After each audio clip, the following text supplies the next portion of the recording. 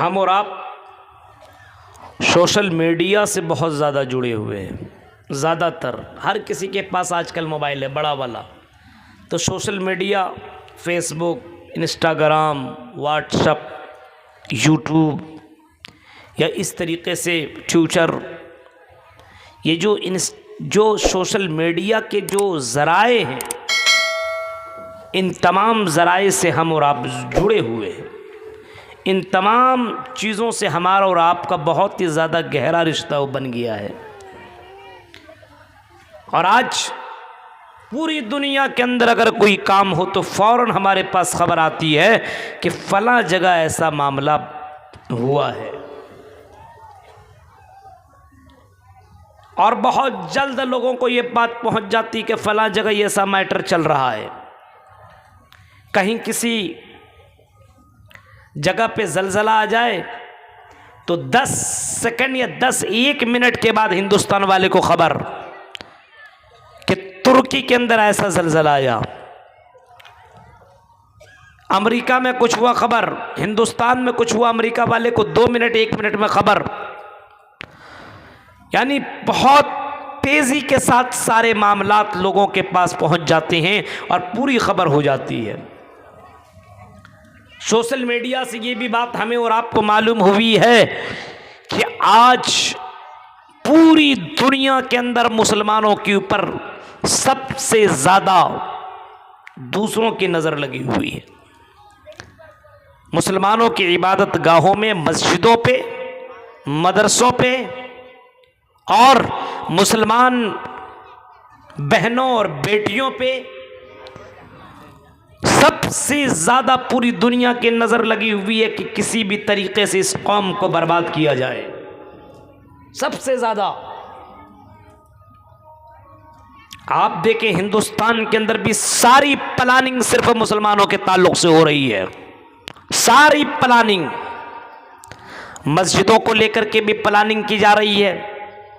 अभी आपने देखा ना, 22 जनवरी को आपकी इसी हिंदुस्तान की सरजमीन के ऊपर जहाँ पे मस्जिद थी वहाँ पे मंदिर का इफ्तिताह हुआ। कौन ऐसा मुसलमान था जो चाहता था कि यहाँ पे मंदिर बने? हो गया। हमारा ईमान कमज़ोर होने की वजह से ऐसा हुआ है, सिर्फ हमारी कोताही की वजह से ऐसा हुआ है। अभी आप देखिए, बनारस की सरजमीन और धरती के ऊपर अभी एक मस्जिद है जिसका नाम है ज्ञानवापी मस्जिद, सुना होगा आपने।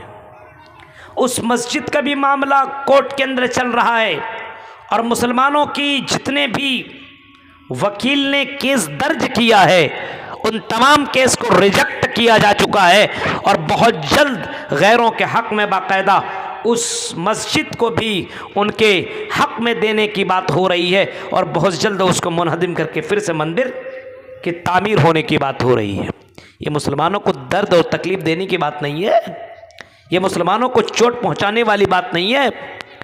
आप इसी आसाम की धरती के ऊपर आप जाइए जहां पे मदरसे थे और उसी आसाम के उन मदारिस के ऊपर ताला लगाया गया। लगाया गया कि नहीं लगाया गया? आप इसी हिंदुस्तान की उस सरजमीन के ऊपर जाइए जहां पे लड़कियों की हिजाब के ऊपर पाबंदी लगाई गई, लड़कियों को कॉलेज में ये पर्दे के साथ आने से, हिजाब के साथ आने से मना किया गया और जो लड़कियां पर्दे के साथ आ रही थी उनको बाकायदा उसके नाम को वहां से निकाल दिया गया, उसका एडमिशन ख़त्म कर दिया गया। ये भी आपने सुना, ये भी आपने देखा।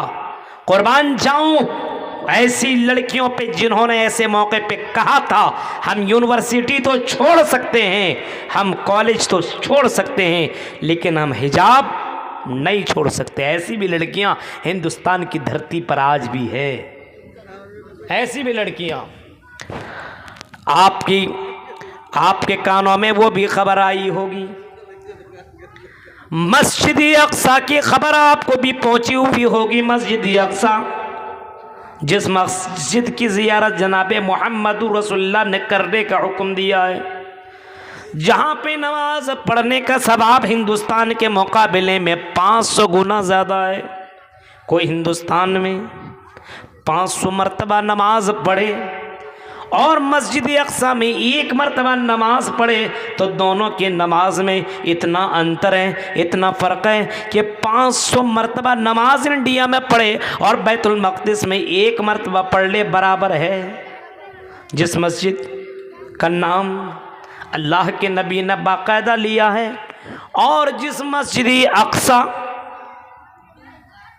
को फतह किया था सलाहुद्दीन अय्यूबी ने और जिस मस्जिद अक्सा के लिए मुसलमानों ने बहुत ज़्यादा कुर्बानियाँ दी, आज उसी मस्जिद को बचाने के लिए मुसलमानों ने फिर से कुर्बानियाँ दी और उसी मस्जिद को बचाने के लिए आज चारों तरफ से मुसलमान परेशान हैं और खाना काबा में भी दुआएं हो रही है। आपके इसी हिंदुस्तान की सरजमीन के ऊपर बहुत सी जगहों पे दुआएं मांगी गई, लेकिन किसी की दुआ को अल्लाह ताला ने नहीं सुना, रिजेक्ट कर दी जा रही है दुआएं, हमारी मदद नहीं की जा रही है।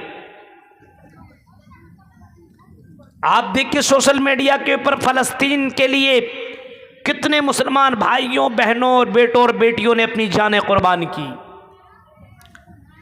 खाने के लिए 1 हफ्ता के लिए तरस रहे, पानी के लिए तड़प रहे हैं, नहीं मिल रहा है उनको पानी, लेकिन मस्जिद अक्सा के लिए वो लोग फिर भी जान देने के लिए कुर्बान तैयार हैं आज। अब सवाल ये पैदा होता है, भस्टम नगर के लोगों और बंगाल के मेरे भाइयों और मेरी बहनों, सुनो, सवाल ये पैदा होता है कि मुसलमान इतना ज़्यादा परेशान है, मस्जिदों के ऊपर ताले और मस्जिदों के ऊपर बुलडोज़र चलाए जा रहे हैं, मस्जिदों के ऊपर और मदरसों को बंद किया जा रहा है। सवाल ये पैदा होता है फिर अल्लाह कहाँ है, अल्लाह की मदद कहाँ है। अल्लाह तबारक व तआला का ये कुरान के अंदर ये फरमान है, वकाना अलैना हक्कन अलैना वकाना हक्कन अलैना नस्रुल मोमिनीन, फरमाया कि हम मोमिनों की मदद ज़रूर करेंगे। जब अल्लाह ताला ने ये बाकायदा अपने ऊपर जिम्मेदारी ले रखी है कि हम मुसलमानों के मोमिनों की मदद करेंगे, तो मस्जिद अक्सा तोड़ी जा रही है, मस्जिदों के ऊपर पाबंदी लगाई जा रही है, मदरसों के ऊपर ताले लगाए जा रहे हैं, लड़कियों के हिजाब के ऊपर पाबंदी लगाई जा रही है और न जाने कौन कौन से मामलात मुसलमानों के साथ हो रहे हैं। अब सवाल ये पैदा होता है, जब अल्लाह ताला ने ये कसम खा रहे और अल्लाह ताला ने अपने ऊपर ये जिम्मेदारी ले रखी है, ऐ मुसलमान तुम्हें घबराने की जरूरत नहीं है। वकाना अलैना वकाना हक्कन अलैना नस्रुल मोमिनीन, हम मोमिनों की मदद करेंगे। आय अल्लाह तेरी मदद कहाँ गई, आय अल्लाह तूने मदद क्यों नहीं की। मस्जिद अक्सा को तबाह किया जा रहा है, वहाँ की बेटियों और वहाँ के बहनों को बाकायदा मारा जा रहा है, बम बरसाया जा रहा है, हिंदुस्तान की सरजमीन के ऊपर मस्जिदों पर ताले लगाए जा रहे हैं, मदरसों को बंद किया जा रहा है, हमारी बेटियों के ऊपर पाबंदी लगाई जा रही है कि ये पर्दा न करें, ये हिजाब न करें। आय अल्लाह तेरा पावर कहाँ गया, आय अल्लाह तेरी मदद कहाँ गई, आय अल्लाह तेरी मदद क्यों नहीं आ रही है। अल्लाह कहता मेरे बंदो मदद तो आएगी। और आज से पहले भी लोगों ने इसी चीज़ के बारे में फरमाइश की थी और इसी चीज़ की शिकायत की थी। जब रसूलों को और मुसलमानों को बहुत ज़्यादा सताया गया तो मुसलमानों ने बाकायदा रसूलों से बाकायदा ये फरमाइश की और शिकायत की, क्या अल्लाह के नबी ये बताइए, अल्लाह के रसूल ये बताइए, मता नसरुल्लाह, अल्लाह की मदद कब आएगी। आज से पहले भी मुसलमानों को बहुत सताया गया, हमें और आपको तो उतना भी नहीं सताया जा रहा है, बहुत सताया गया। माँ के सामने बेटे को गर्म खौलता हुआ पानी में डाल दिया गया। बुखारी शरीफ की हदीस है ना, खौलता हुआ तेल के अंदर 6-6 7-7 बच्चों को, बेटों को खौलता हुआ तेल के अंदर गर्म तेल में डाल दिया गया, चीर दिया गया, आग में फेंक दिया गया। और आपने अस्हाबुल उखदूद का भी वाक़या सुना होगा, अस्हाबुल उखदूद का, पढ़िए तफसीर की किताबों को। अस्हाबुल उख्दूद, कितने मुसलमान मर्द और कितने मुसलमान औरतों को, बच्चों को, बच्चियों को बहुत बड़े खंदक के अंदर आग लगाई गई और मुसलमानों को उसके अंदर डाल दिया गया। क्या आपने ये सब वाक़यात नहीं पढ़ा है, नहीं सुना है? सवाल करते मुसलमान, मता नसरुल्लाह, अल्लाह की मदद कब आएगी? जवाब में अल्लाह ताला कहता है, अला इन्ना नस्रल्लाहि करीब। ऐ मेरे बंदो, मेरी मदद तो बहुत ही ज़्यादा करीब है, मेरी मदद तो बहुत ही ज़्यादा करीब है। हम अपने बंदे को आजमाते आजमाते आजमाते, हम अपने बंदे को तन्हा नहीं छोड़ सकते, हम अपने बंदे की ज़रूर मदद करेंगे। हमने तुमसे पहले मदद की, हज़रत इब्राहीम अलैहिस्सलाम का क्या वाक़या तुमने नहीं सुना है? हज़रत इब्राहीम अलैहिस्सलाम का वाक़या क्या तुमने नहीं पढ़ा है? क्या कुरान की आयतों को नहीं पढ़ते हो? क्या तुम अपने नबी के ज़रिए से इब्राहीम अलैहिस्सलाम का वाक़या भी नहीं पढ़ा, जिनके कौम वालों ने इब्राहीम को जलाने के लिए बहुत ज़्यादा लकड़ियों को जमा किया और लकड़ियों को जमा करने के बाद उसको जलाया गया। हर एक ने उसके ऊपर मदद की और जब बहुत ज़्यादा आग जलाई गई और उस आग के अंदर इब्राहीम अलैहिस्सलाम को मशीन के ज़रिए से फेंका गया। ये आपने पढ़ा है ना, कुरान में सुना है ना मौलवियों से? इब्राहीम अलैहिस्सलाम को किसके अंदर? आग के अंदर। और आग थोड़ा मोड़ा आग में नहीं, सारी लोगों ने जम करके आग के लिए तैयारी की, सब ने लकड़ियां जमा की, आग जलाई गई आग। और बहुत ज़्यादा जब वो आग जलने लगी तो इब्राहीम अलैहिस्सलाम को उस आग में डालने के लिए मशीन का इस्तेमाल हुआ। मशीन का, देखो किसी को दूर फेंकना हो तो किसी इंसान को कैसे फेंकेंगे? ऐसे थोड़ी जाएगा। मशीन के ज़रिए से फेंका गया, एक मशीन बनाई गई उसके लिए स्पेशल, कि दूर में बीच में इब्राहीम को कैसे फेंके। इस इब्राहीम ने हमारे माबूदों की तौहीन की है, हमारे माबूदों के साथ इसने गलत किया है, इसको छीने का कोई हक नहीं है, इसको हम ज़मीन के अंदर नहीं रहने देंगे, हम इसको इबरतनाक सज़ा देंगे। और सारे लोगों ने आग जलाई और आग के अंदर इब्राहीम अलैहिस्सलाम को एक मशीन के ज़रिए से फेंका गया। इब्राहीम को ऐसे फेंका, मशीन बनाई गई, उसी मशीन से इब्राहीम को फेंका। लेकिन अल्लाह कहता, मेरे बंदो घबराने की ज़रूरत नहीं है, आई मेरे बंदो, हम जिंदा हैं, हम अपने बंदों की मदद करते हैं। इन्ना लनंसुरु रुसुलना, हम अपने रसूलों की मदद करते हैं और मदद करते रहेंगे। वल्लज़ीना आमनू फिल हयातिद दुनिया, और जिन लोगों ने दुनिया में ईमान लाया, जिन लोगों ने ईमान लाया उनकी मदद हम दुनिया में करेंगे और क़यामत के भी दिन में करेंगे। दुनिया में हम उसकी मदद करेंगे, रसूलों की हम मदद करते आए हैं और करते रहेंगे। और हमने नबियों के बाद मोमिनों की मैंने मदद की और मदद भी करेंगे। इब्राहीम को जैसी आग में फेंकने के लिए मशीन घुमाया, वैसे अल्लाह ने कुरान करीम के अंदर ये आयत मौजूद है। अल्लाह ने कहा, या नारू कूनी बरदन व सलामन अला इब्राहीम, आई आग तू इब्राहीम पर ठंडी हो जा। आई आग, आग के ऊपर किसका पावर चलता है? अल्लाह का। थोड़ा सा आप लगाइएगा दिमाग, अल्लाह के ऊपर पावर, आग के ऊपर पावर अल्लाह का। आग का काम है जलाना। क्या काम है? आग का काम है जलाना, किसी को तबाह हो बर्बाद कर देगा। यहाँ जलाइए आग और किसी इंसान को फेंके, बाबा को फेंके, बहुत अपने आप को बहुत बड़ा पीर समझता है, उसको फेंके, देखिए कैसे जलाता है। उसके तमाम ढोंग, उनके तमाम एक्टिंग सब बर्बाद हो जाएगा, ख़त्म हो जाएगा, मर जाएगा वो। आग का काम है जलाना। इब्राहीम अलैहिस्सलाम को जैसी आग के अंदर फेंका, अल्लाह ने उस आग से कहा, क्योंकि आग के ऊपर अल्लाह रब्बुल आलमीन का पावर चलता है, ज़मीन के हर चीज़ के ऊपर अल्लाह का पावर चलता है। इन्नल्लाह अला कुल्लि शैइन क़दीर, अल्लाह ताला हर चीज़ के ऊपर कादिर है। अल्लाह ने आग को हुक्म दिया, आई आग या नारू कूनी बरदन व सलामन अला इब्राहीम, ऐ आग इब्राहीम अलैहिस्सलाम के ऊपर तो ठंडी हो जा, इब्राहीम के ऊपर सलामती हो जा। आग को अल्लाह ताला ने यह हुक्म दिया, इब्राहीम को आग के अंदर फेंका। तमाम के तमाम वहाँ के लोगों ने, तमाम के तमाम वहाँ के मुशरिकीन ने, तमाम के तमाम कुफ्फार ने ये सोच लिया कि इब्राहीम जल करके राख हो गया है, तबाह बर्बाद होकर के रह गया है। लेकिन क्या देखना था कि थोड़ी देर के बाद इब्राहीम जब वहाँ से निकल रहे हैं तो खरामा खरामा वापस लौट रहे हैं, हंसते मुस्कुराते हुए इसी आग से निकल रहे हैं। लोगों ने ये मंजर देखा मेरे भाइयों, तो लोगों ने ये मंजर देखा तब भी ईमान न लाया, लेकिन अल्लाह तबारक व तआला ने उसकी मदद फरमाई। अब इब्राहीम को जलाने के, मारने के बहुत सारी कोशिशें की गई और वहाँ के बादशाह ने बहुत सारी कोशिश की और इब्राहीम को जलाने के, मारने की कोशिश की, लेकिन मार न पाया, क्योंकि इब्राहीम अलैहिस्सलाम की मदद अल्लाह ताला ने फरमाई। पता ये चला कि अल्लाह ताला ने इससे पहले भी मदद की है।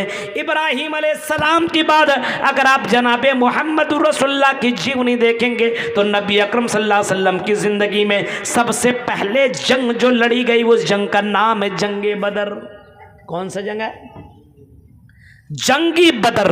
आपने पढ़ा होगा, पढ़िए, जंगे बदर को पढ़िए, पूरा वाक़या नहीं बयान कर सकते हैं। जंगे बदर के मौके पे मुसलमानों की तादाद बहुत ही ज़्यादा नहीं थी। कितनी तादाद थी? मुसलमानों की तादाद जंगे बदर में कितनी थी? 50, 100, 200, 300, 400, 500, कितनी तादाद थी? कोई तो बोलिए। 313। और कुफ्फार की तादाद कितनी थी? मुशरिकीन की, बुत पूजने वालों की तादाद कितनी थी? 1000। 313 में छोटे छोटे बच्चे भी थे, बूढ़े भी थे, जवान भी थे। किसी के पास तीर है तो तलवार नहीं, किसी के पास तलवार है तो ढाल नहीं, किसी के पास नेज़ा है तो सवारी नहीं। यानी हर कोई पूरी तौर पर, मुकम्मल तौर पर जंग लड़ने के लिए तैयार नहीं था। सबके पास सारा चीज़ नहीं था। 313 और कुफ्फार के पास 1000 की तादाद में सबके सब जंगजू, सबके सब बहादुर, सबके सब जंग लड़ने वाले लोग, बिल्कुल जवान, हट्टे कट्टे, सबके पास तीर है, तलवार है, नेज़ा है, ढाल है, सवारी है, सारी चीज़ें उनके पास अवेलेबल है, सारी चीज़ें उनके पास मौजूद है, सारी चीज़ें उनके पास मौजूद है। मुसलमानों के पास हर चीज़ से कमज़ोरी है, हर चीज़ की कमी मुसलमानों के पास मौजूद है, हर चीज़ की कमी है।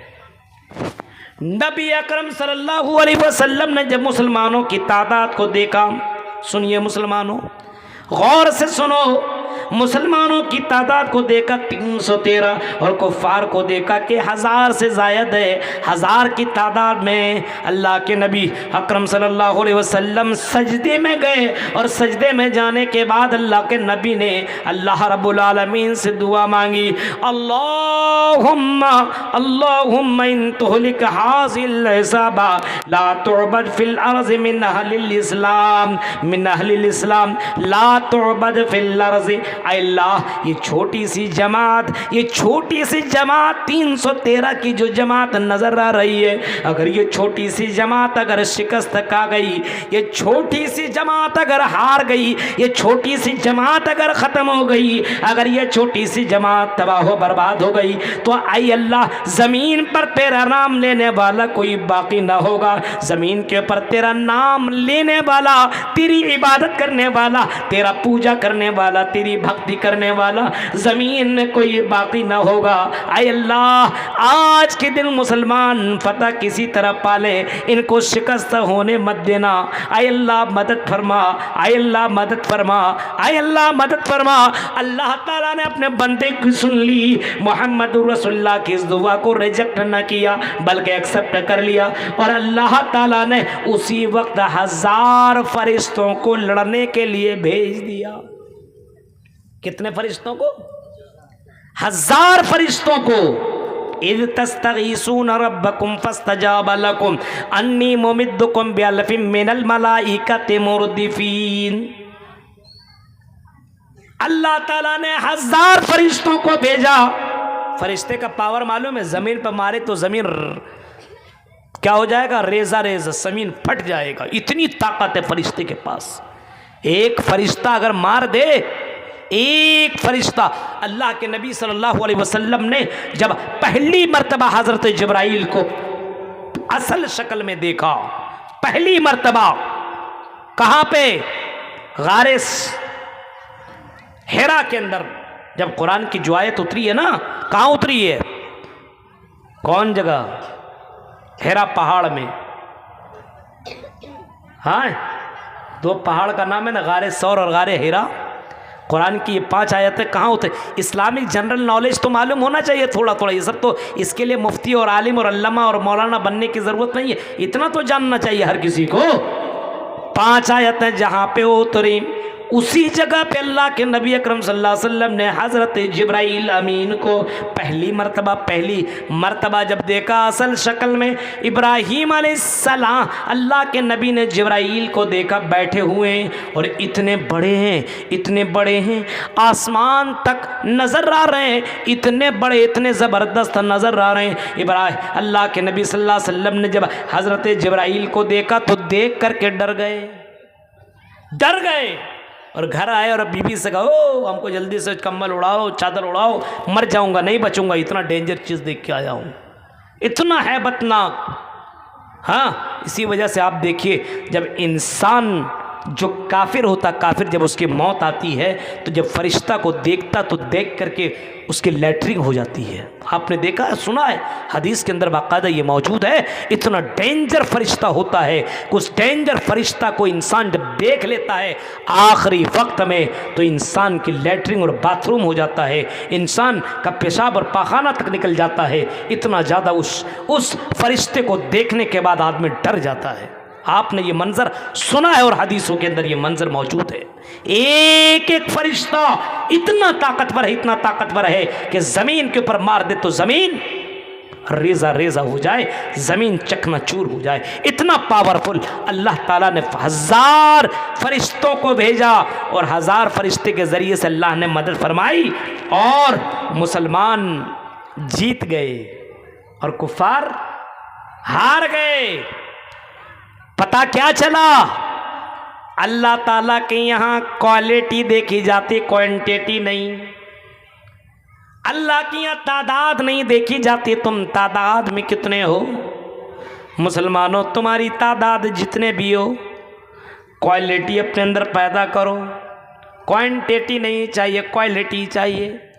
बहुत सामान आपने ख़रीद लिया लेकिन बेकार है, एक सामान खरीदिए लेकिन क्वालिटी वाला, ब्रांडेड। इसी वजह से कहा जाता है ब्रांडेड सामान अगर आप ले रहे हैं और ऐसी एरू गेरू सामान ले रहे हैं तो दोनों में आसमान ज़मीन का फ़र्क है। इस वजह से कहा जाता है कि अगर मुसलमान बनो तो क्वालिटी वाला ओरिजिनल बनो, डुप्लीकेट मुसलमान मत बनो। बहुत से डुप्लीकेट मुसलमान आपको नज़र आएंगे। अभी मेरी तकरीर में अभी आपको पता चलेगा कौन डुप्लीकेट है और कौन ओरिजिनल है। अभी हम आपको बताएंगे, खुद फैसला कर लीजिएगा कौन डुप्लीकेट है और कौन ओरिजिनल है। अभी आप देखिएगा, थोड़ी देर में आप बताइएगा फला फला डुप्लीकेट है और फला फला ओरिजिनल है। तो अल्लाह के यहाँ क्या देखा जाता है, क्वालिटी क्वांटिटी नहीं। ओरिजिनल डुप्लीकेट अल्लाह के यहाँ नहीं चलेगा। मक्का को ढाने के लिए अबराहा ने, मक्का को ढाने के लिए अबराहा मक्का को ढाने के लिए बादशाह अबराहा ने बाकायदा हाथियों को भेजा, हाथियों में बड़े बड़े सिपाहियों को रख करके उसको भेजा और खाने काबा को ढाने के लिए मक्का की धरती पर भेजने की कोशिश की। अब रहा ने असहाबुल फील, हाथी वाले को, हाथी लश्कर के साथ उसने भेजा कि चलो मक्का के सरजमीन के अंदर जो खाने काबा है उस खाने काबा को ढा करके हम तबाह बर्बाद करके रख दें। अल्लाह ताला अपनी मदद कैसे करता है, मस्जिदों की हिफाजत कैसे करता है, अपने घर की हिफाजत कैसे करता है। अल्लाह ताला ने छोटे छोटे परिंदों को, जिसको अबाबील कहा जाता है, यानी अबाबील झुंड के शक्ल में छोटे छोटे परिंदों को भेजा, छोटे छोटे परिंदों को भेजा, और उन परिंदों के चोंच में छोटा छोटा कंकरी दे दिया। छोटा छोटा कंकरी, पत्थर भी नहीं, छोटा छोटा कंकरी उसके चोंच पे रखा, उनके पंजे पे रखा, और अल्लाह ताला ने उसी पंजे में जो कंकर मौजूद था, उसी कंकर को उन हाथियों में गिराने का हुक्म दिया। वो कंकर गिरता गया और एक एक हाथी तबाह हो बर्बाद होता गया, सड़ता गया, गलता गया, यानी एक भी हाथी न बचा, और हाथी में सवार एक भी आदमी न बचा। सब गल करके मर गया, सब सड़ करके मर गया, तबाह हो बर्बाद हो गया।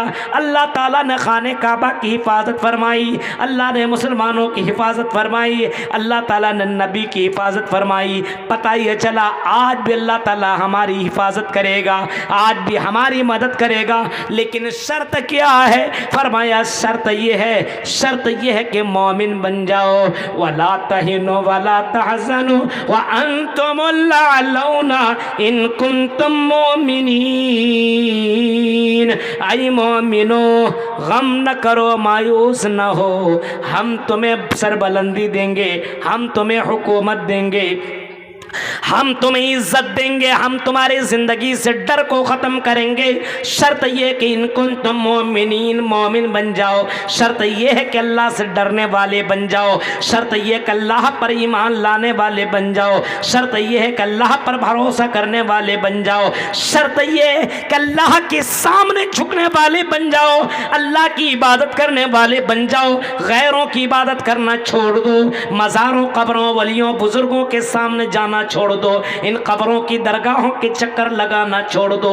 एक माबूद की इबादत करो, एक अल्लाह की इबादत करो, एक मालिक हकी के सामने अपनी पेशानी को झुकाओ। अल्लाह का वादा है, वअदल्लाहुल्लज़ीना आमनू मिनकुम, तुम में से जो मोमिन है उनके लिए अल्लाह ताला ने वादा कर लिया है।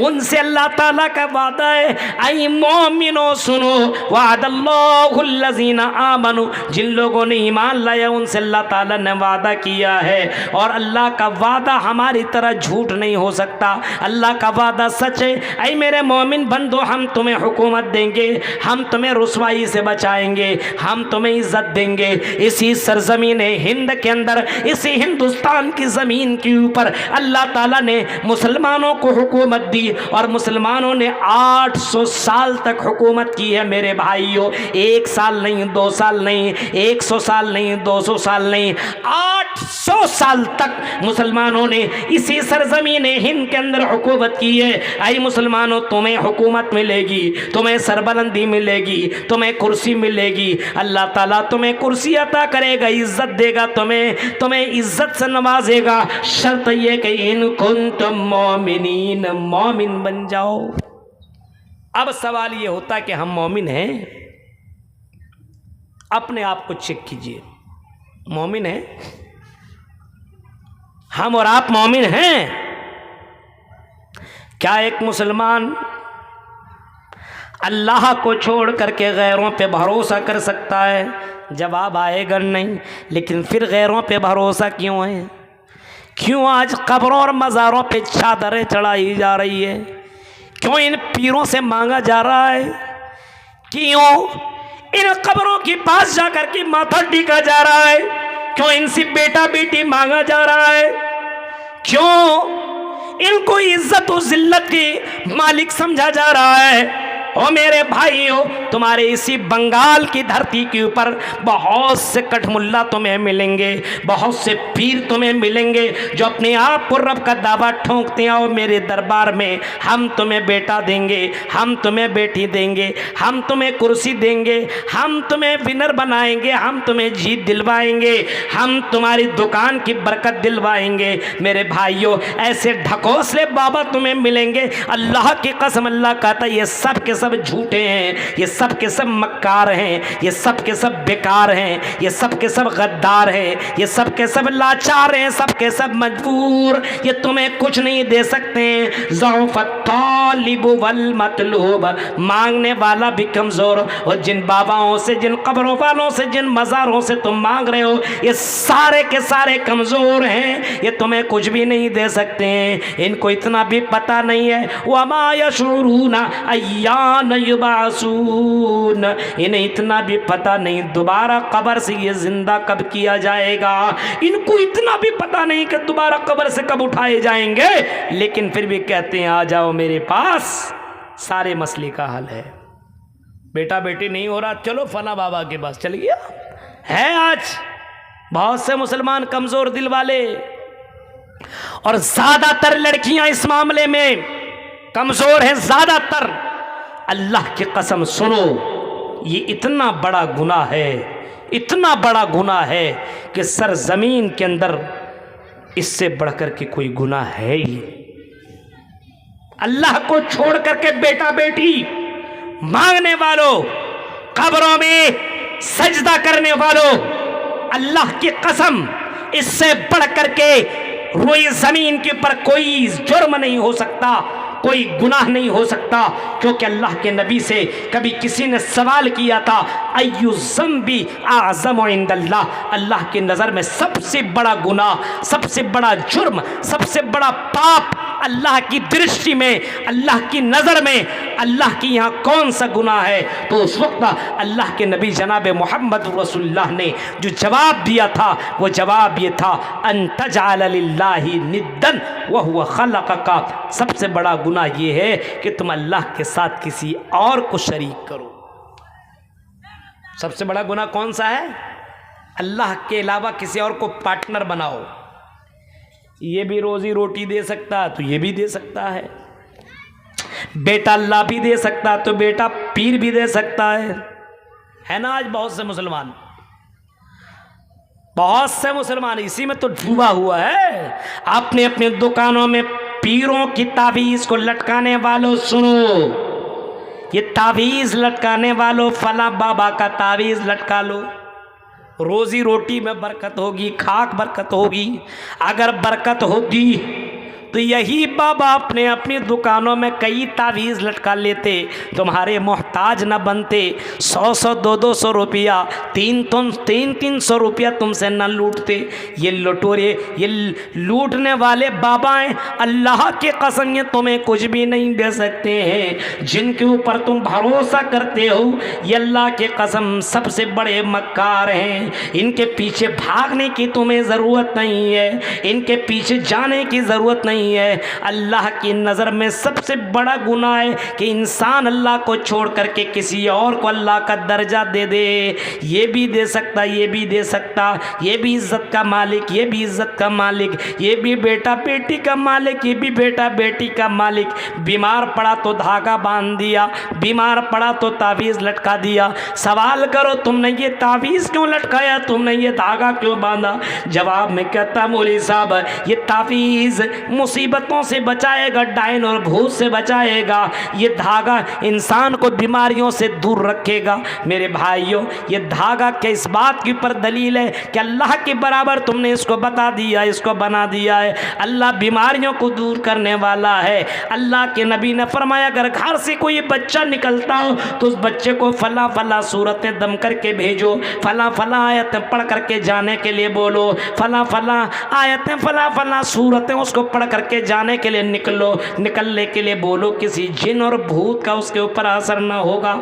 आज हमने नबी का फरमान छोड़ा, आज हमने अपने घर के अंदर शिर्क ला करके रख दिया है। मेरे भाइयों, अल्लाह ताला को ये बिल्कुल ही पसंद ही नहीं है, बिल्कुल पसंद नहीं है कि अल्लाह ताला सब कुछ दे, इंसान को सारी चीज़ें दे, ज़िंदगी दे, हाथ दे, पैर दे, कान दे, आँख दे, और ये सारी चीज़ें दिमाग दे, और ये सारा सिस्टम अल्लाह ताला अता करे। और अल्लाह रब्बुल आलमीन को छोड़ करके किसी और के सामने सजदा करे। जाओ बॉम्बे की सरजमीन के ऊपर, आपको वहाँ भी आपको दरगाह नज़र आएगा। आप दिल्ली के अंदर जाओ, वहाँ भी आपको दरगाह नज़र आएगा। आप भोपाल की सरजमीन के ऊपर जाओ, वहाँ भी आपको बहुत बड़ा आपको मज़ार नज़र आएगा। आप चले जाओ इंदौर चले जाओ, आप बंगाल की धरती के ऊपर जाओ, बहुत बड़े बड़े पीरों ने अपना अपना मज़ार बना रखा है। मेरे प्यारे साथियों, गौर करो, इन मज़ारों के ऊपर कौन जा रहा है? यही मुसलमान जाकर के बाकायदा सजदे करता है। तेरा देना लेना तेरा काम है, इज्जत व जिल्लत तेरे हाथ में है, बेटा बेटी देना तेरा काम है। ये कव्वाली गाने वाला, ये मौलवी, ये कठमुल्ला, ये बाबा, इनको अल्लाह की कसम अल्लाह इन्हें हिदायत दे, अल्लाह के साथ बहुत ही बड़ा जुल्म कर रहा है। और ऐसा अगर काम करोगे तो अल्लाह ताला तुम्हें इज्जत कभी भी नहीं दे सकता है, तुम्हारी मदद कभी नहीं कर सकता है। अल्लाह ताला मदद करेगा, शर्त ये कि तौहीद वाले बनो, तौहीद वाले बनो। तौहीद समझ रहे हैं आप? किसी भी मामले में अल्लाह को छोड़ करके किसी और के ऊपर तवक्कुल नहीं। तौहीद आपको जानना तो चरिंदों और परिंदों को देखो। आपने चरिंदों और परिंदों को देखा है? घोंसले में रहते हैं, घोंसले में चरिंद परिंद, उसको जानते हैं? चरिंद ही परिंद बोलते होंगे आप लोग। चिड़िया, चिड़िया, चिड़िया कहाँ रहते हैं? घोंसले में। अब सुबह के वक्त वो चिड़िया निकलती है, हाँ चिड़िया अपने दाना चुभने के लिए, खुराक के लिए, रिज़्क़ की तलाश में वो चिड़िया अपने घोंसले से निकला करती है। चरिंद और परिंदा निकलते हैं अपने अपने घोंसले से। उनको मालूम नहीं है कि खुराक हमारा कहाँ है। उनको मालूम है? नहीं मालूम है। वो निकला अल्लाह के ऊपर भरोसा करते हुए, और जब शाम में वापस अपने घर लौटता है तो पूरा पेट भरा रहता है और अपने बच्चों के लिए भी खुराक लेकर के आता है। मालूम है? ये भरोसा करके जाता अल्लाह पर, और अल्लाह ताला उन चरिंदों और परिंदों, चिड़िया के पेट को भरता है और उनके बच्चों के लिए अल्लाह ताला अनाज अता करता है। अब अल्लाह के नबी ने फरमाया, और हदीस कुदसी अल्लाह के नबी सल्लल्लाहु अलैहि वसल्लम ने फरमाया, लौ अन्नकुम तवक्कलतुम अलल्लाह हक़्क़ तवक्कुलिही लरज़क़कुम कमा यरज़ुक़ुत तैर यग़दू ख़िसामन बतरूह बिताना। अल्लाह के नबी फरमाते हैं, जिस तरीक़े से चरिंदा परिंदा यानी जिस तरीक़े से चिड़िया अल्लाह के ऊपर भरोसा करती है, अल्लाह के ऊपर तवक्कुल करती है, ऐ मुसलमानों अगर तुम अल्लाह के ऊपर वैसे ही तवक्कुल करने लगो, यग़दू ख़िसामन बतरूह बिताना, सुबह सवेरे वो भूखे पेट अपने घर से निकलते हैं और शाम के वक्त वो शिकम शेर होकर के वापस आते हैं, पेट उनका भरा रहता है। अगर तुम चरिंदों और परिंदों की तरह तुम भी भरोसा करने लगो तो अल्लाह ताला तुम्हें रोजी रोटी ज़रूर अता करेगा। जो अल्लाह समंदर की मछलियों को रोजी रोटी दे सकता है, 18,000 मखलूक़ात को रोजी रोटी दे सकता है। एक नहीं, 18,000 मखलूक़ात को अल्लाह ताला रोजी रोटी दे सकता है। एक एक मछली एक एक दिन में 1000 किलो से ज़्यादा गोश्त खाती है। एक मछली, समंदर में ऐसी मछलियाँ मौजूद है जो एक एक दिन में 1000 किलो, 1000 टन गोश्त खा जाया करती है। 1000 टन। मेरे भाइयों ज़रा तसव्वुर करो, इतनी बड़ी बड़ी मछलियाँ समंदर के अंदर मौजूद है। एक एक मछली, इतना ज़्यादा मछलियाँ, इतना ज़्यादा गोश्त खा जाया करती है। अब अल्लाह ताला उसको रोज़ी रोटी दे रहा है। अब एक एक मछली को इतना इतना अल्लाह ताला दे सकता है, तो ऐ मुसलमानों क्या अल्लाह ताला तुम्हें 2 रोटी और चावल का 2 लुक़मा तुम्हें नहीं दे सकता है? क्या तुम्हें भात और तुम्हें मछली और तुम्हें गोश्त और सब्ज़ी अल्लाह ताला नहीं दे सकता है? बिल्कुल अल्लाह दे सकता है, लेकिन अल्लाह पर तवक्कुल और भरोसा करोगे तब। आज है भरोसा अल्लाह पर। मोमिन बनो, मोमिन। हम मोमिन हैं। हमारा ईमान इतना कमज़ोर है, इतना कमज़ोर है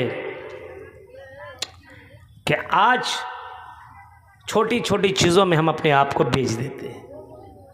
आपके यहाँ जहेज़ का कारोबार चलता है? बताइए, चलता है? बताइए। जहाँ कहीं पैसा ज़्यादा मिल रहा है वहाँ पे शादी करेंगे हम अपने बच्चे की।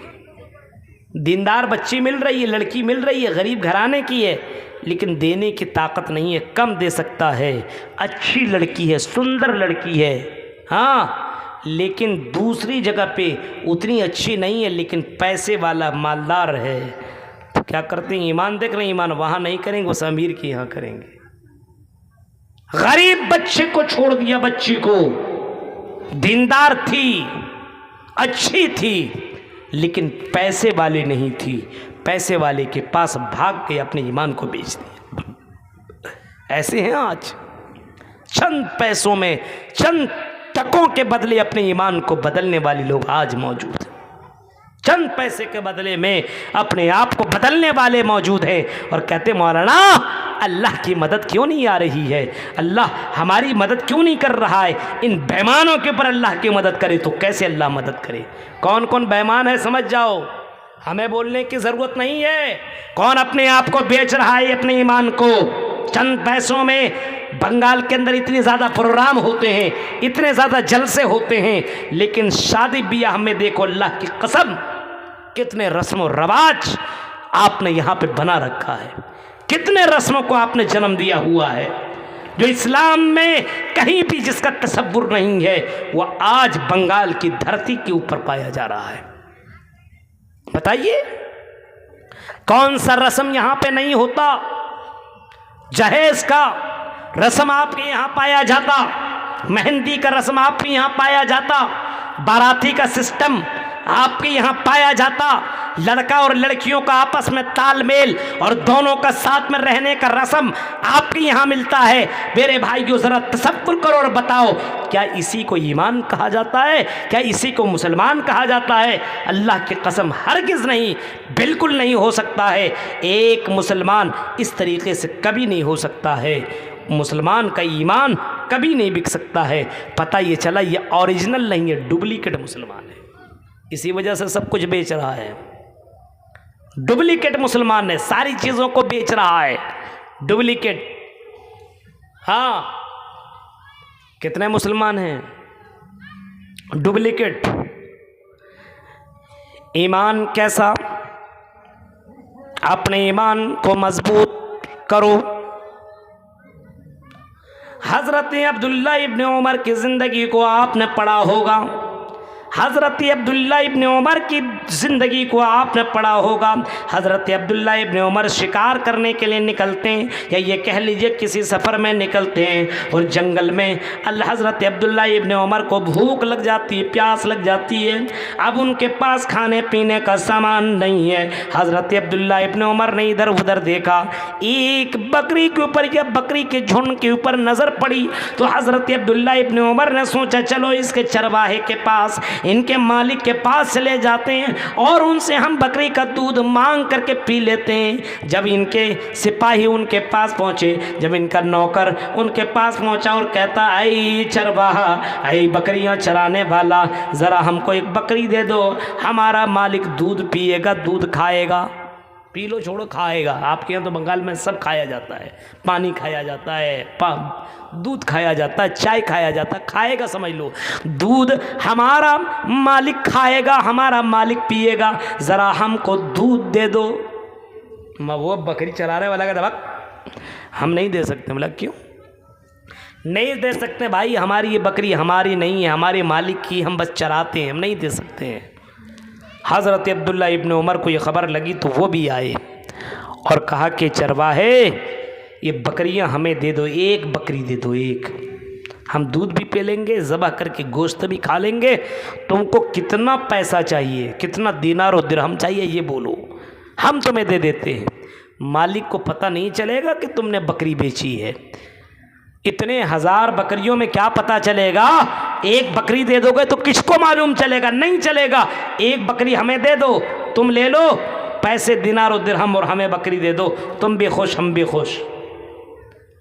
चरवाहे ने जवाब जो दिया वो सुनो, ईमान बेचने वालों और चोरी चोरी चुपके चुपके गलत काम करने वालों, अपने घर के चार दीवारी में बंद कमरे में लड़कियों से वीडियो कॉलिंग करने वालों और पार्कों में जाकर के अपने बॉयफ्रेंड और अपनी गर्लफ्रेंड से मिलने वालों और इसी तरीके से हरामखोरी कमाने वालों, जुआ के अड्डे में जाकर के बैठ करके जुआ खेलने वालों, शराब की दुकानों में जाकर के शराब पीने वालों, जरा सुनो इस चरवाहे का जवाब। उसने जवाब दिया, आइन अल्लाह, आई अजनबी बताओ फिर अल्लाह कहाँ है?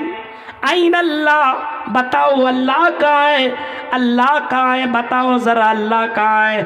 आइन अल्लाह, अल्लाह कहाँ है बताओ, अल्लाह कहाँ है ज़रा हमें ख़बर दो, हम ये गलत काम कर लेंगे, हमारा मालिक नहीं देखेगा, कोई देखेगा नहीं, लेकिन अल्लाह जो अर्श के अंदर मुस्तवी है और फर्श की तमाम चीज़ों को वो जानता है, तमाम चीज़ों से बाखबर है, तमाम हरकतों को वो रिकॉर्ड कर रहा है। एक चूंटी ज़मीन के ऊपर चलती है, उस चूंटी के चलने की आवाज़ को भी वो सुनता है और अल्लाह ताला जानता है। बताओ फिर अल्लाह कहाँ है? कल क़यामत के दिन हम अपने रब को कौन सा चेहरा दिखाएंगे?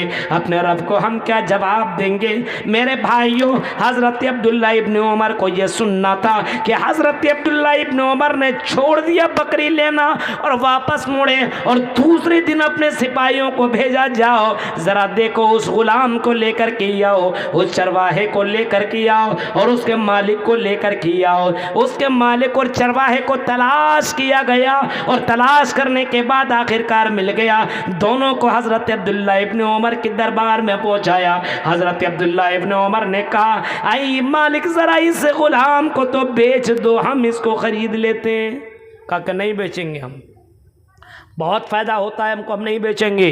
पहले के ज़माने में इंसान बेचा जाता था, ख़रीदा था जाता, मालूम है ना, ग़ुलामी चलती थी। आपने किसी को ख़रीद लिया, बस वो ग़ुलाम हो गया, ज़िंदगी भर वो कहीं नहीं जा सकता है, वो भाग भी नहीं सकता, क्योंकि उनके पास ग़ुलामी वाला सर्टिफिकेट जो किसी और के पास रखा हुआ है, वो जब तक उसके पास वो वापस ना उसको मिले तब तक उसको आज़ादी नहीं मिल सकती है। अपनी ग़ुलामी से आज़ादी के लिए वो पूरी ज़िंदगी भर नौकर की तरह खटता था और अपने उसी की वजह से वो जिंदा रहता था। गुलामी चलता था, गुलामी, इंसान को खरीद लिया जाता था और मालिक का गुलाम बन जाता था, नौकर नहीं, गुलाम।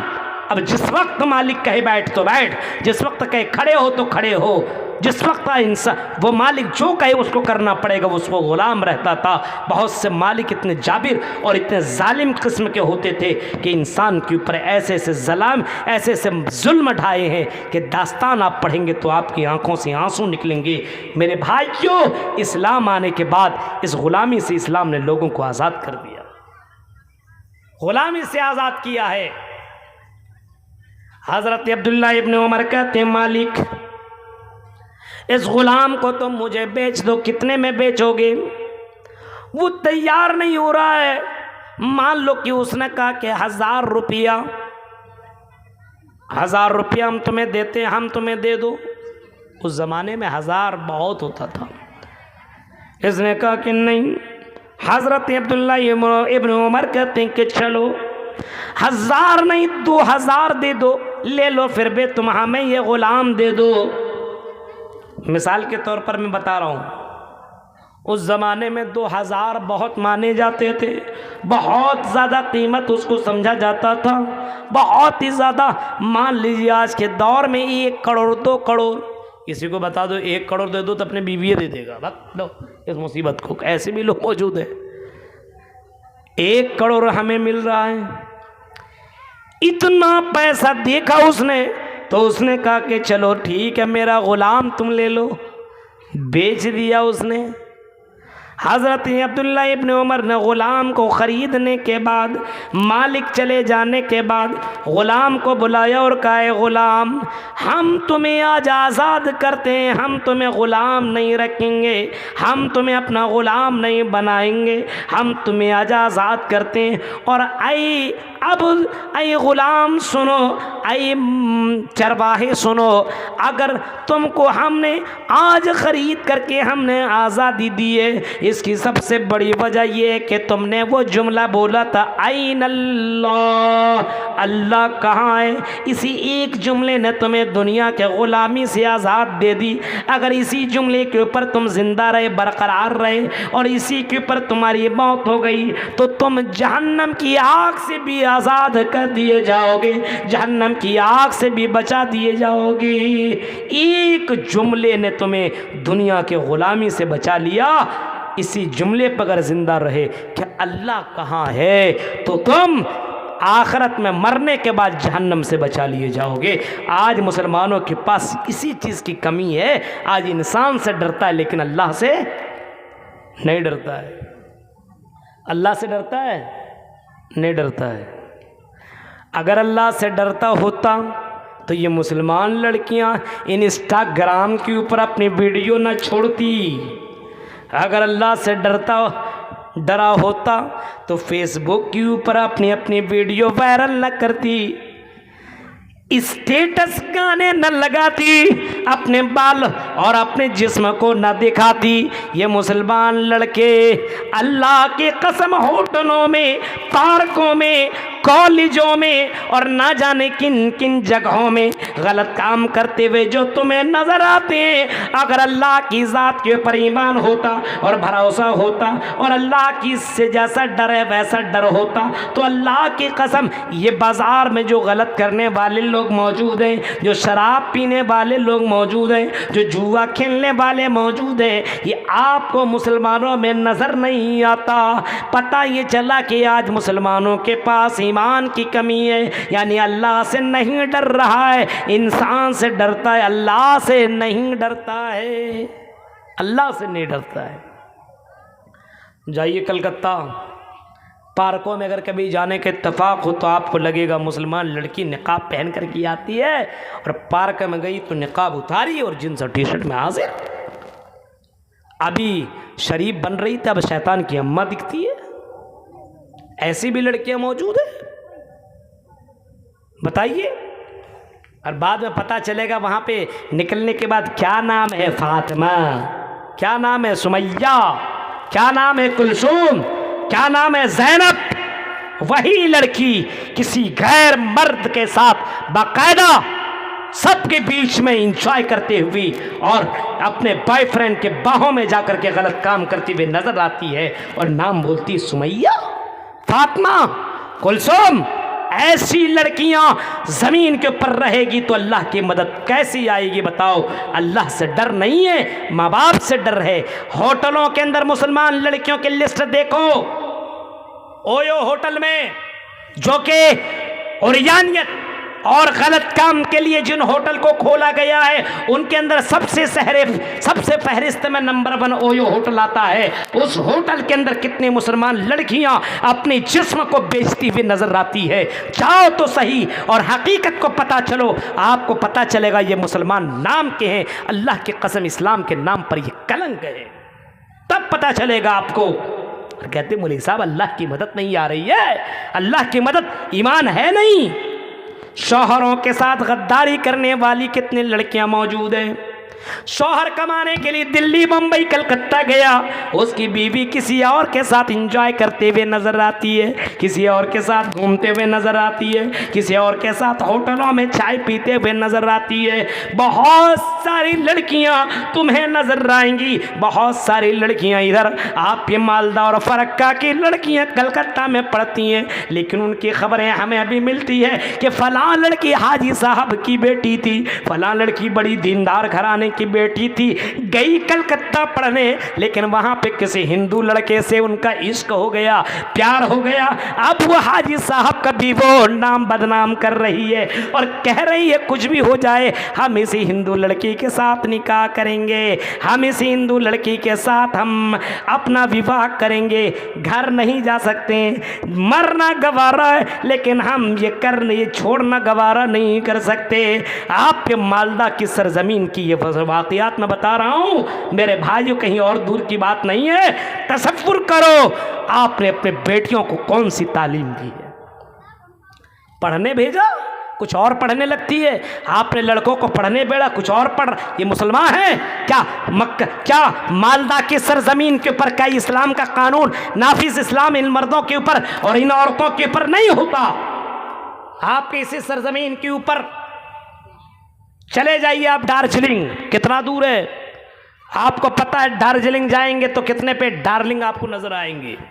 हाँ, बहुत सी लड़कियां और लड़के आपको उस सरजमीन के ऊपर गलत काम करते हुए नजर आएंगे।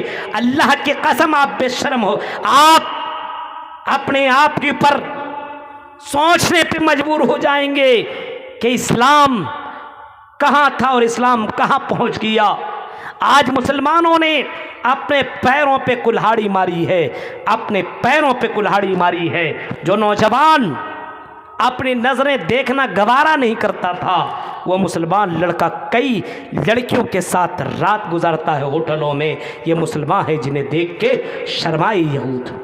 आपने वो मंजर देखा होगा, आपने वो मंजर भी सुना होगा उमर फारूक के दौर का, जब उमर फारूक अपने लश्कर के साथ किसी यहूदी बस्ती से गुजर हो रहा था। यहूदी बस्ती ने सोचा मुसलमानों के ऊपर ऐसे हुकूमत नहीं कर सकते, चलो मुसलमान नौजवानों को अपने चंगुल में ले लेते, अपने अपने शिकार बना लेते, उनको हम बहकाते, उनको हम अपना दीवाना बनाते।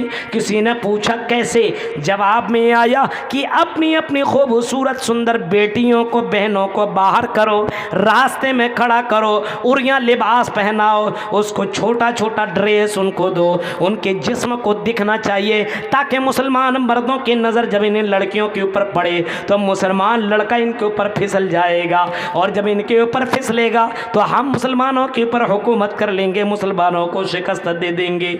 मेरे भाइयों, मंजर आपने सुना होगा, अमीरुल मोमिनीन के कानों में ये खबर पहुंची तो अमीरुल मोमिनीन ने अबुल कलाम सल्फी की तरह 2-2 घंटा तकरीर न किया, बल्कि कुरान की एक आयत पढ़ी, और कुरान की ये आयत आपने तमाम मुसलमानों के सामने पढ़ी, कुल्लिल मोमिनीन यग़ुज़्ज़ू मिन अबसारिहिम व यहफ़ज़ू फ़ुरूजहुम।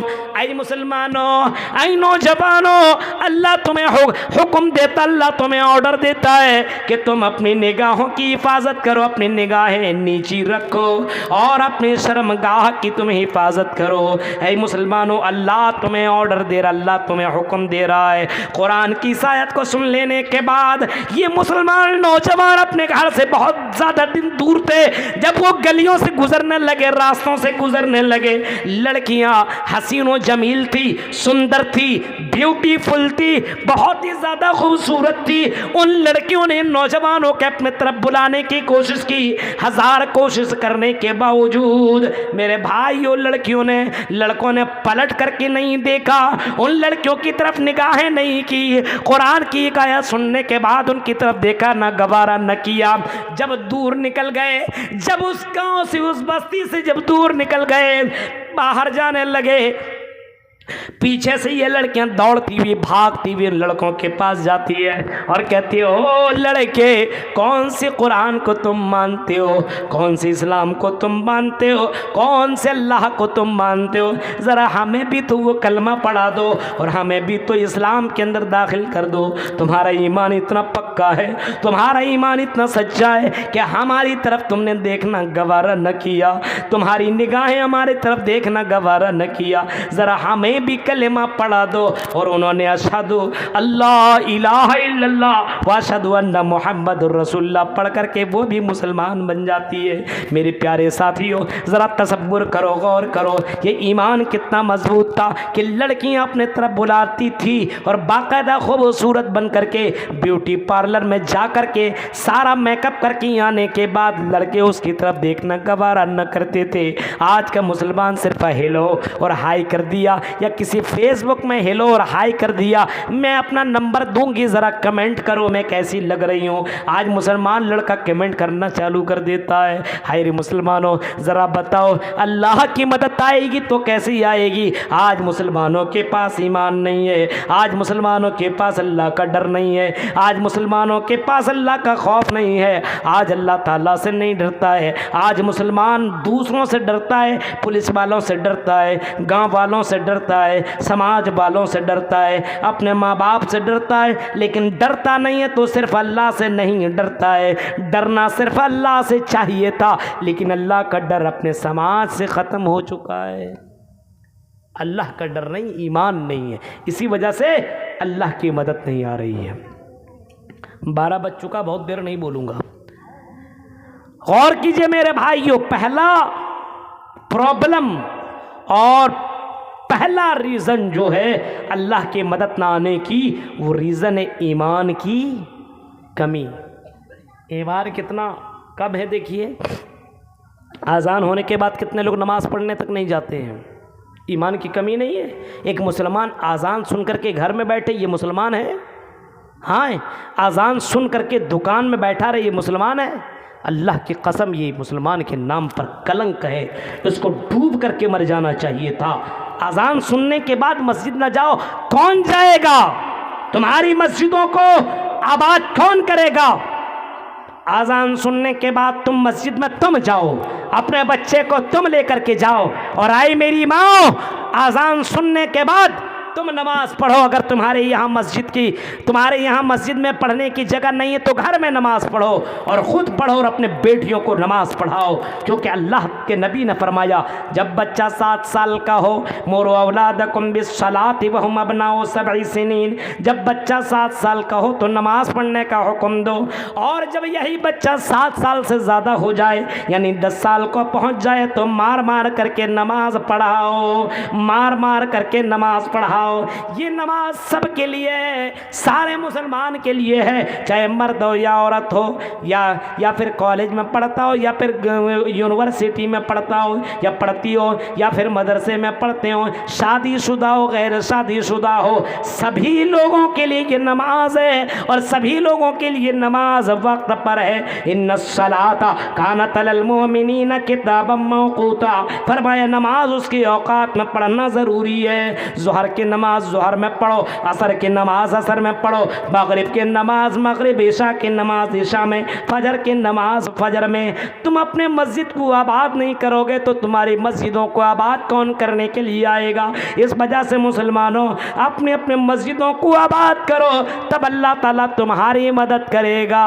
अल्लाह के ऊपर जितना ईमान मजबूत होगा, जितनी तौहीद मजबूत होगी, तुम्हारी नमाज उतनी ज़्यादा मजबूत होगी। तो पहला काम ईमान को मजबूत करना है। दूसरा काम वामिलुस सालिहात, क्या करना है? नेक अमल करना। नेक अमल जानते हैं किसको बोलते हैं? नेक अमल कहते हैं जिस काम को करने का हुक्म नबी ने दिया है। सुनिए, जिस काम को करने का हुक्म नबी ने दिया है, ठीक है, और जिस काम के करने में खुलूस हो, इखलास हो, रियाकारी ना हो, और ईमान साथ साथ में हो, तो वो अमल स्वालिह है। मान लीजिए नमाज अल्लाह के नबी ने पढ़ने का हुक्म दिया, नमाज अल्लाह के नबी ने पढ़ी है, ठीक है। अब नमाज आप पढ़ रहे हैं नमाज, लेकिन आप नमाज नबी के तरीक़े पर नहीं पढ़ रहे हैं, तो नमाज होगी? नहीं होगी। नमाज आप पढ़ रहे हैं, लेकिन नमाज अल्लाहु अकबर, हम नमाज पढ़ रहे हैं, पता चला इधर मौलाना अबुल कलाम सल्फ़ी साहब आ गए, ओ आज तो मौलाना हमारे यहाँ बड़े मौलाना आने वाले थे, अरे वही तो हैं। अब आप नमाज पढ़ रहे थे ज़ोर ज़ोर से, जल्दी, आपने देखा मेरे बगल में मौलाना जर्जीस आए हुए, आपने आराम से पढ़ना चालू कर दिया। क्यों? मौलाना साहब मेरी तारीफ़ करेंगे, बड़ी अच्छी नमाज़ पढ़ रहे थे। यहाँ पे आपने रियाकारी कर दी। नमाज आप पढ़ रहे थे, लेकिन अल्लाह के लिए नहीं, बल्कि किसी और के लिए आपने नमाज पढ़ी, दिखावे के लिए नमाज पढ़ी। जिसके अंदर रियाकारी हो, दिखावा हो, वो नमाज, वो अमल स्वाले नहीं होगा। अमल स्वाले के लिए होना ज़रूरी है इखलास, अमल स्वाले होने के लिए होना है नबी की मोहर। नबी ने जैसे किया, जैसे नमाज सल्लु कमा रअयतुमूनी उसल्ली, नमाज पढ़ो वैसे जैसे मेरे नबी ने नमाज पढ़ी है। नबी ने जैसे पढ़ी वैसे पढ़ना पड़ेगा। जैसे अभी इशा के वक्त आपने कितने रकात पढ़ी? जिसने पढ़ी है, बाकी छोड़ो, 4 रकात। अब आप सोचिएगा आज मेरे पास टाइम ही टाइम है, क्या करें? 4 की जगह आप 5 पढ़ लिया, 6 पढ़ लिया, 7 पढ़ लिया, 8 पढ़ लिया, 9, 10, 15। नमाजी तो है, रुकू सजदा क़याम ही तो कर रहे हैं, कुछ गलत थोड़ी कर रहे हैं। नमाजी तो पढ़ रहे हैं, सवाब तो मिलना चाहिए था। सवाब क्यों नहीं मिल रहा है? सवाब क्यों नहीं मिल रहा है? क्योंकि नबी ने ऐसा नहीं किया है, नबी की मोहर नहीं है। ये 4 ही पढ़ सकते, 3 नहीं, 5 नहीं पढ़ सकते हैं। क्यों? क्योंकि ये नमाज उतनी ही रकात फ़र्ज है। अगर 4 की जगह 5 पढ़ेंगे, नमाज ही पढ़ेंगे, लेकिन अल्लाह की कसम उसमें सवाब नहीं बल्कि गुनाह होगा। अमल है लेकिन अमल साले नहीं माना जाएगा, क्योंकि आपने नबी के तरीक़े पे नमाज नहीं पढ़ी। तो अमल साले के लिए 3 चीज़ों के शर्त होना ज़रूरी है। ईमान, एक आदमी नमाज भी पढ़े, नबी के तरीक़े पे भी पढ़े, बिल्कुल अल्लाह के लिए पढ़े, लेकिन मुसलमान ही ना हो तो चलेगा? नहीं चलेगा, बिल्कुल नहीं, हो रिजेक्ट कर दिया जाएगा। इस वजह से जहाँ कहीं कहा गया बुनियल इस्लाम खम्स शहादतु अल्ला इलाहा इल्लल्लाह, इस्लाम की बुनियाद 5 चीज़ों के ऊपर रखी गई है। शहादतु अल्ला इलाहा इल्लल्लाह व अन्ना मुहम्मद रसूलुल्लाह।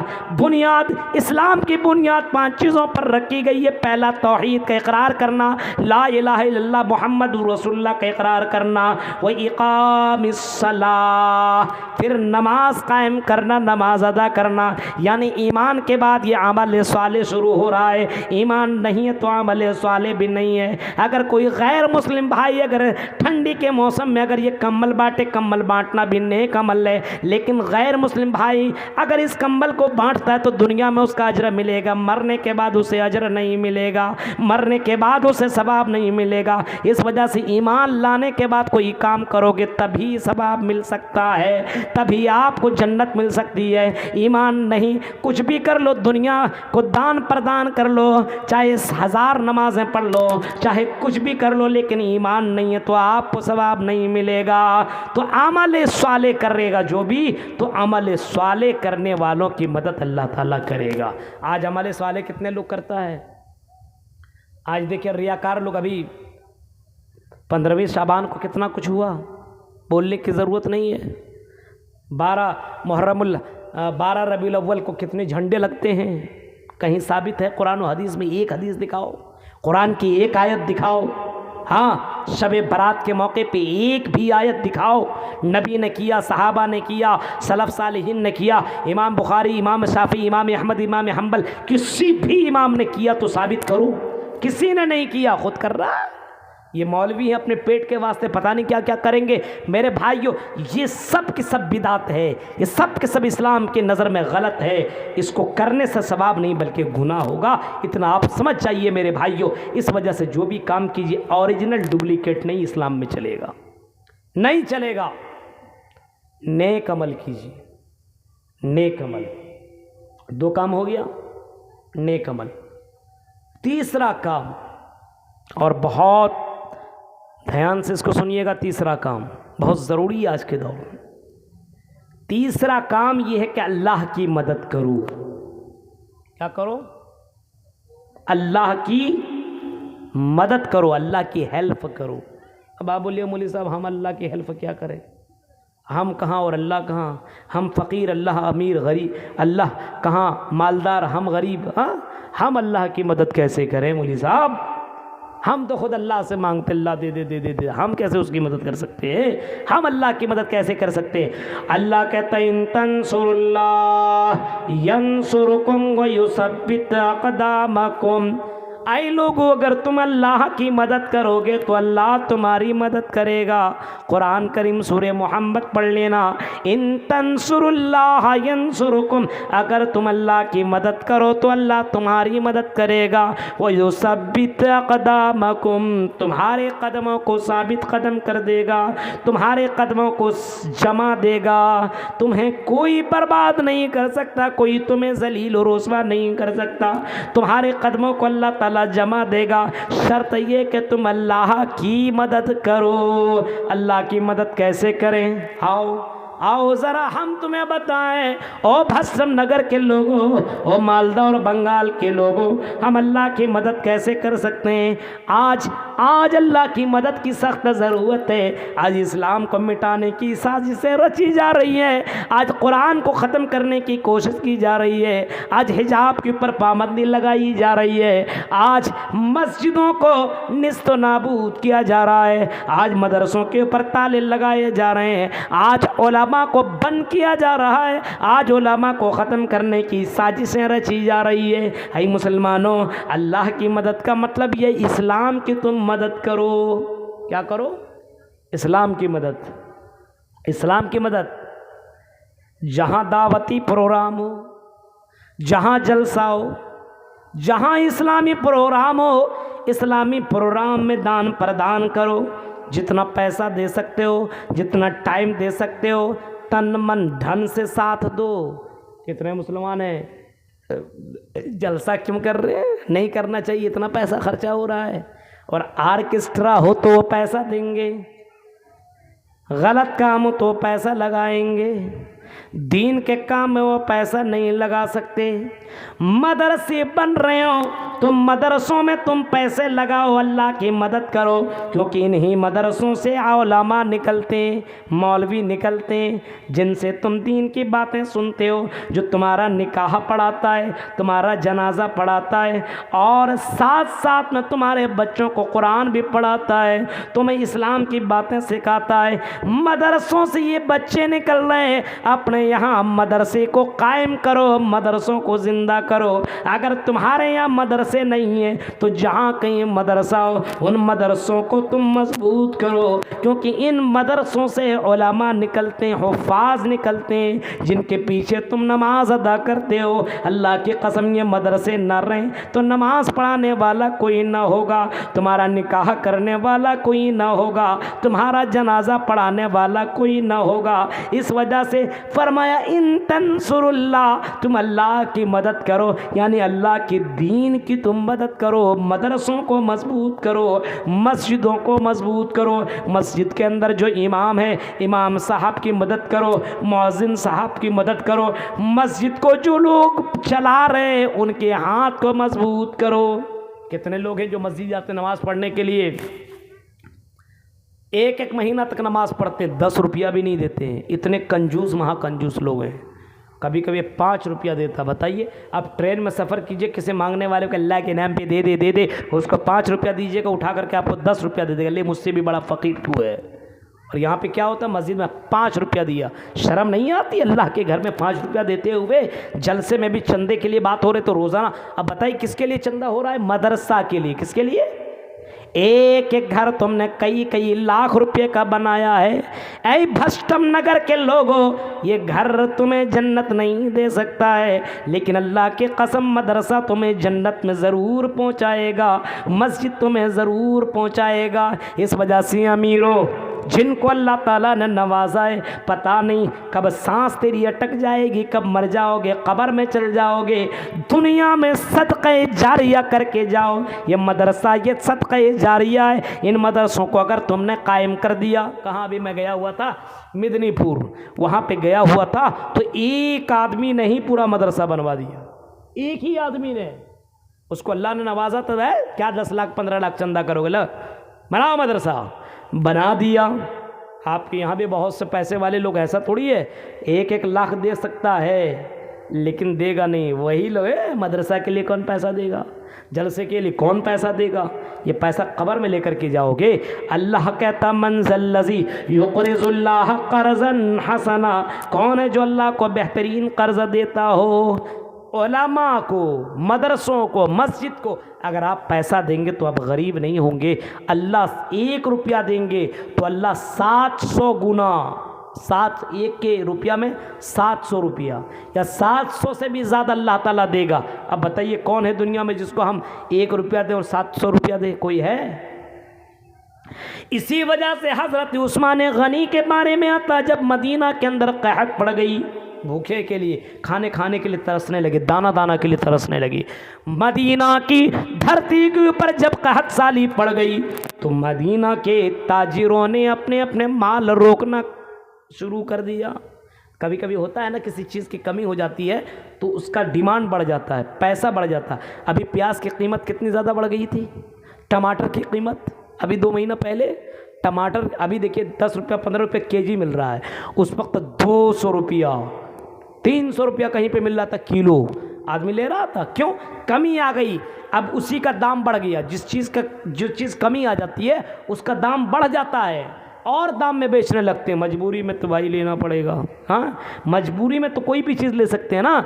मजबूरी में आप मान लीजिए अभी एक बोतल पानी यहाँ पे रखा हुआ कुछ नहीं है, हाँ, और आप अगर ट्रेन में सफ़र करो, बहुत ज़्यादा प्यास लगी और बीच जंगल में गाड़ी रुक गई हो और एक बोतल पानी की ज़रूरत हो, तो एक बोतल पानी के लिए आप 500 रुपया भी देने के लिए तैयार होंगे, भाई पानी किसी तरह मिल जाए, क्योंकि सामान वही है, लेकिन मजबूरी के टाइम में इसका दाम बढ़ जाता है। इसी तरीके से वो मदीना के सरजमीन के ऊपर जब कहत पड़ी तो खाने के लिए आदमी तरसने लगे और बाहर से कोई सामान आता था तो बड़े बड़े बिजनेसमैन लोग, ताजिर लोग उस सामान को खरीद लेते थे और कई गुना बढ़ा करके बेचते थे।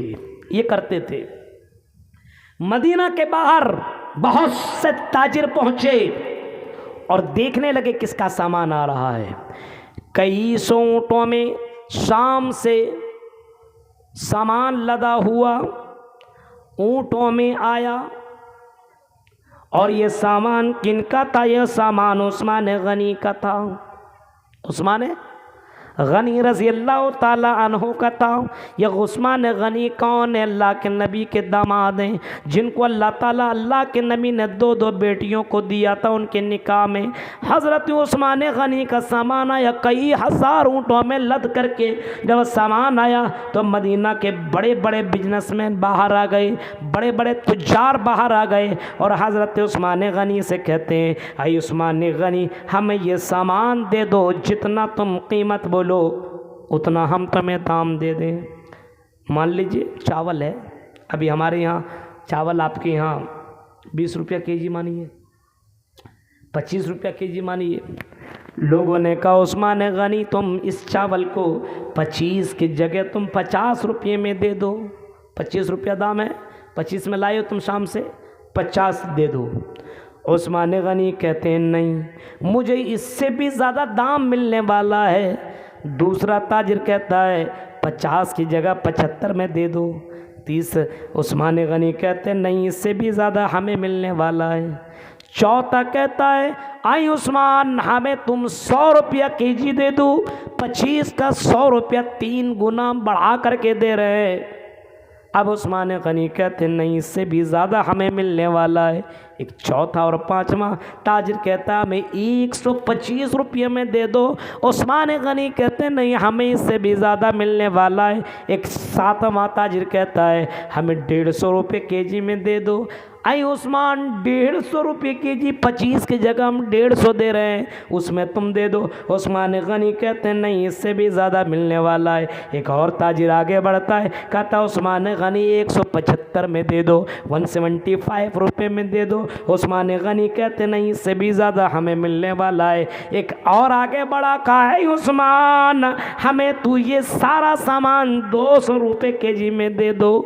उस्मान गनी कहते नहीं, इससे भी ज़्यादा मिलने वाला है। सब चीख करके कहने लगते हैं आई उस्मान कौन है बताओ? हम मदीना के सारे ताजिर यहाँ पे मौजूद है, सारे बिजनेसमैन मौजूद हैं, कौन तुम्हें इससे ज़्यादा दे सकता है? हम सब के सब बड़े बड़े बिजनेसमैन हैं। उस्मान गनी जवाब में कहते हैं मेरा अल्लाह, मेरा अल्लाह, मेरा अल्लाह, इन तमाम माल को मैं गरीबों में बांट दूंगा, इन तमाम माल को मैं यतीमों में तकसीम कर दूंगा, और मेरा अल्लाह इस माल के बदले 700 गुना बढ़ा करके देगा, इससे भी ज़्यादा देगा।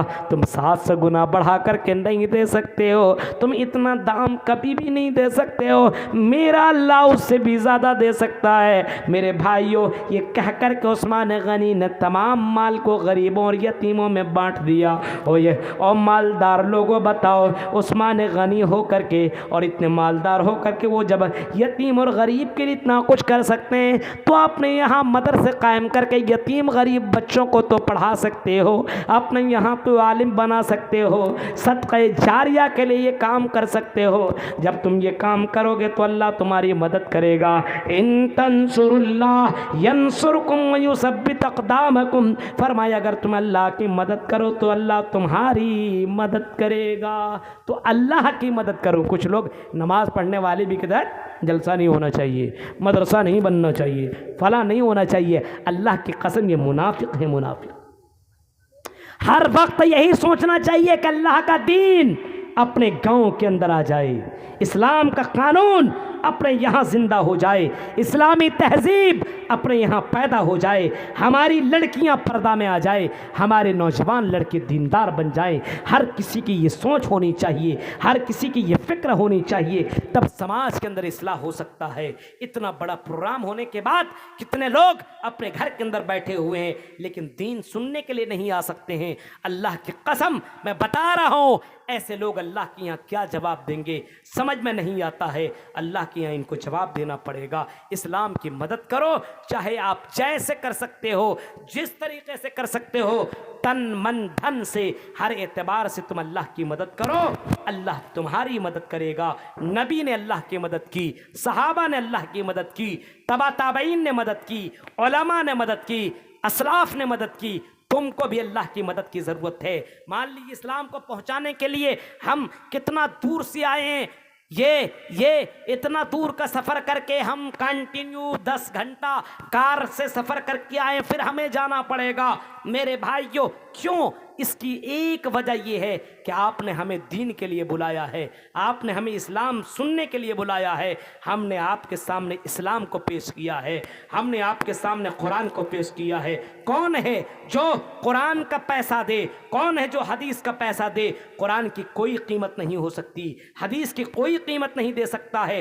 दुनिया की कोई ताकत कुरान और हदीस की कीमत नहीं दे सकता है। मेरे भाइयों, इसका अज्र सिर्फ अल्लाह ताला ही देगा। इस वजह से मेरे भाइयों, आपके यहाँ अगर कोई दीन सुनाने के लिए आता है तो दीन सुनिए और उसके ऊपर अमल करने की कोशिश कीजिए। इंशाअल्लाह मुझे पूरी उम्मीद है कि जिस मदरसा के लिए आपने इस जलसे को कायम किया है, कल ऐसे ऐसे लोग आएंगे जो लाख रुपये तक का भी चंदा देंगे, 50,000 का भी चंदा देंगे। इंशाअल्लाह आपका मदरसा बनेगा, क्योंकि अल्लाह के दीन की मदद करना है। और अल्लाह ऐसे बंदों को आज ज़िंदा रखा हुआ है जो अकेले अपने दम पर मदरसों को ज़िंदा रख सकता है। अल्लाह से दुआ करते कि अल्लाह आपके अंदर अल्लाह ऐसा हौसला दे, ऐसा जज्बा दे कि आपका जीना, आपका मरना, आपकी शादी ब्याह, आपका कमाना, आपकी तिजारत, आपके कारोबार सिर्फ अल्लाह के लिए हो। रब्बुल आलमीन से दुआ है कि रब्बुल आलमीन जो बातें बताई गई, अल्लाह इन बातों के ऊपर हम जमी मुसलमानों को अमल करने की तौफीक अता फरमा। अल्लाह जब तक तो हमें ज़िंदा रख, इस्लाम के ऊपर ज़िंदा रख, जब भी ख़ात्मा हो ईमान के ऊपर ख़ात्मा हो। आमीन। व आखिर दावान अल्हम्दुलिल्लाहि रब्बिल आलमीन। अस्सलामु अलैकुम व रहमतुल्लाहि व बरकातुहू।